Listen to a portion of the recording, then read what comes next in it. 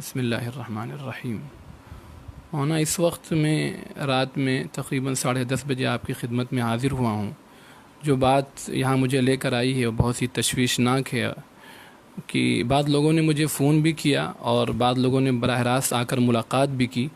انہوں نے جو بات مجھ سے کہی ہے وہ بات ہم براہ راست آپ کی زبان سے سننا چاہتے ہیں۔ انہوں نے ہم سے یہ کہا ہے کہ مولانا سلمان صاحب نے حضرت مولانا رابع صاحب کو جا کر دھمکی دی ہے اور اس انداز میں بات کہی ہے کہ جس سے مولانا پر بہت اثر ہے۔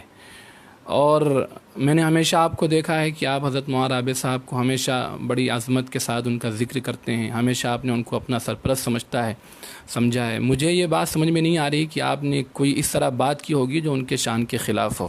آپ براہ راست اپنی زبان سے ارشاد فرمائیں تاکہ جو جھوٹ چلایا جا رہا ہے وہ اس کا پردہ فاش ہو جائے، جو حقیقت ہے وہ سامنے آ جائے۔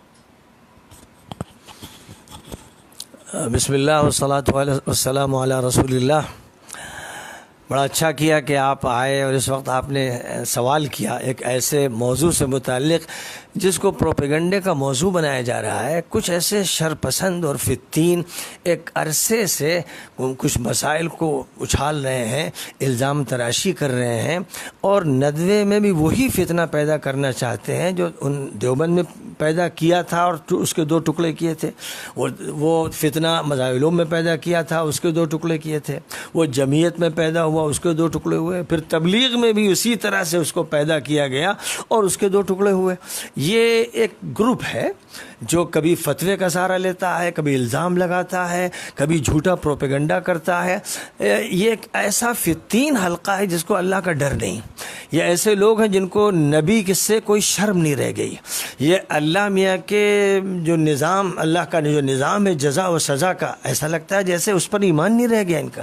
یہ دھڑلے سے جھوٹ بولتے ہیں، الزام لگاتے ہیں۔ حضرت مولانا سید محمد رابع حسنی دامت برکاتہم پہلے تو میرے ماموں ہیں اور بڑے محترم ماموں اور میرے استاد رہے ہیں۔ میں نے ان سے عربی زبان سیکھی ہے، عربی زبان کے نکتے سیکھے ہیں، بڑی محبت سے انہوں نے پڑھایا اور میں ان کے پاس گھنٹوں حاضر ہوتا رہا۔ پھر وہ میرے شیخ کے درجے میں ہے، والد کے بعد وہ میرے باپ کے درجے میں ہے۔ اور باپ سے بھی آدمی بات کھل کے کرتا ہے، چچا سے کرتا ہے، ماموں سے کرتا ہے۔ کھل کر بات کرنے کو کوئی بے ادبی کہے تو وہ جاہل ہے اور اس کا مطلب اس کی نیت خراب ہے۔ میں نے مولانا رابع صاحب کو بتایا صورتحال کہ اس وقت یہ فضا بنائی جا رہی ہے اور ایک گروپ فتنہ پیدا کر رہا ہے، وہ ندوے کو توڑنا چاہتا ہے۔ آپ اس پر پابندی لگائیے، آپ اس کی فکر فرمائیے۔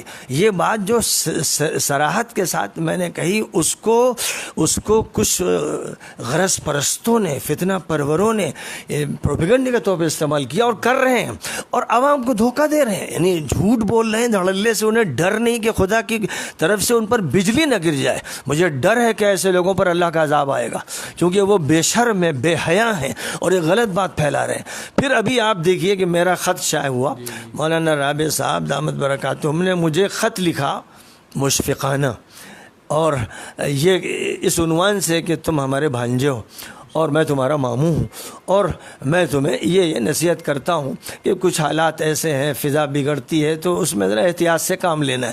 تو میں نے مولانا کو خط لکھا کہ جو آپ بات کہیں گے حکمت کے سلسلے میں، مصلحت کے سلسلے میں، وہ میرے سر آنکھوں پر ہے، میں اس کی پوری رعایت کروں گا، علوم کے سلسلے میں بھی کروں گا اور آپ کے سلسلے میں بھی کروں گا۔ میں نے یہ بھی درخواست کی کہ بہت سی باتیں ہمارے خاندان کو توڑنے کے لیے چلائی جا رہی ہیں، تو آپ سب کو جمع کیجئے، آپ سب کے بزرگ ہیں، آپ ہمارے سرپرست ہیں، تاکہ دل کی قدورتیں دور ہوں، فتنے دور ہوں۔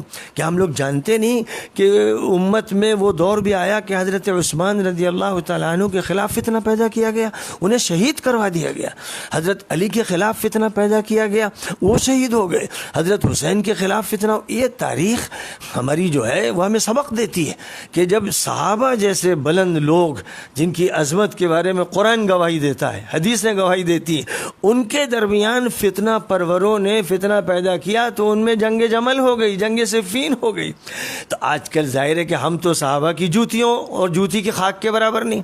اب اگر وہ آج یہ فتنہ چلا رہے ہیں تو اس کا مطلب وہ یہ چاہتے ہیں کہ ندوہ ٹوٹے، خاندان ٹوٹے، ماموں بھانجے میں دوری ہو۔ اگر کہیں چچا بھتیجے میں دوری ہوئی، 2 پارٹیاں بن گئی، تو وہ چاہتے ہیں یہاں بھی ماموں بھانجے میں دوری ہو جائے۔ لیکن میں یہ صاف کر دینا چاہتا ہوں کہ ہر حالت میں مرتے دم تک میں مولانا رابع صاحب کا احترام رکھوں گا، میں ان کی عزت اور عظمت کو مانتا ہوں. وہ اللہ کے ولی ہیں, وہ ایک نیک انسان ہے, اور وہ حضرت مولانا علی میاں صاحب کے وہ خلیفہ ہیں. مولانا علی میاں میرے نانا ہیں, ڈاکٹر عبدالعلی میرے نانا ہیں. یہ سب میرے محبوب رشتہ دار ہیں, اور ان سے میں کھل کے بات کرتا ہوں. اس صریح بات کو کوئی بے ادبی کہہ دے, کوئی گستاخی کہہ دے, کوئی ذاتی کہہ دے, تو یہ اس کا یہ جرم ہے, اس کا یہ جھوٹ ہے, افتراء پردازی ہے. خدا کی پکڑ سے اسے ڈرنا چاہیے. اور میں اللہ سے دعا مانگتا ہوں کہ اللہ جو میرے بارے میں جھوٹ بول رہا ہے اور جو مولانا رابع صاحب کے بارے میں جھوٹ بول رہا ہے, اے اللہ اس کی ایسی پکڑ فرما, ایسی عبرتناک سزا دے کہ بس اس کی نسلیں یاد رکھیں. یہ میں آپ سے کہہ رہا ہوں, اپنے جذبات کا اظہار کر رہا ہوں. اور میرے خلاف کچھ لوگ کارروائی پر ابھار رہے ہیں, آپ کے خلاف بھی, کیونکہ آپ میرے ساتھ رہتے ہیں, آپ نے کپور تھلا میں جلسہ کرایا, آپ کے خلاف بھی کچھ لوگ پروپیگنڈا کر رہے ہیں. آپ سے میرا یہ کہنا ہے کہ اس پروپیگنڈے سے متاثر نہ ہوئیے, اپنا دل جمع رکھیے, اور اگر کوئی کارروائی آپ کے خلاف کی جائے, ندوے میں کوئی کروائے, تو آپ ہرگز اس کو قبول نہ کیجیے گا. آپ طلبہ سے بھی اپیل کیجیے, ناظم صاحب سے ملیے, محترم صاحب سے ملیے, اور میں پوری قوت کے ساتھ آپ کے ساتھ اپنا وزن رکھوں گا. میں ظلم نہیں ہونے دوں گا. میرا یہی مشن ہے. میں ظالم کا ہاتھ پکڑنے کا کام کرتا ہوں, وہ سعودیہ کا حاکم ہو یا امارات کا حاکم ہو یا مصر کا حاکم ہو, میں ان سے لڑا ہوں. میں نے اپنے سارے مفادات کھو دیے, میں نے اپنی کشتیاں جلا دی ظلم کے خلاف آواز اٹھانے میں. آج اگر ندوے میں بھی ظلم ہوگا تو میں اسے چلنے نہیں دوں گا انشاءاللہ, جب تک میری جان میں جان ہے. جزاک اللہ, بہت بہت شکریہ مولانا, آپ نے وضاحت کر دی, کیونکہ بہت زیادہ تشویش تھی, اور خاص کر لکھنؤ شہر کے لوگوں میں بڑی بے چینی تھی. اللہ تعالیٰ آپ کو جزائے خیر دے. ہمیں بھی یہی یقین تھا, لیکن کچھ لوگوں نے اس بات کو چلایا, اس وجہ سے آپ سے وضاحت لینا پڑی. اللہ تعالیٰ آپ کو جزائے خیر دے. بہت بہت شکریہ.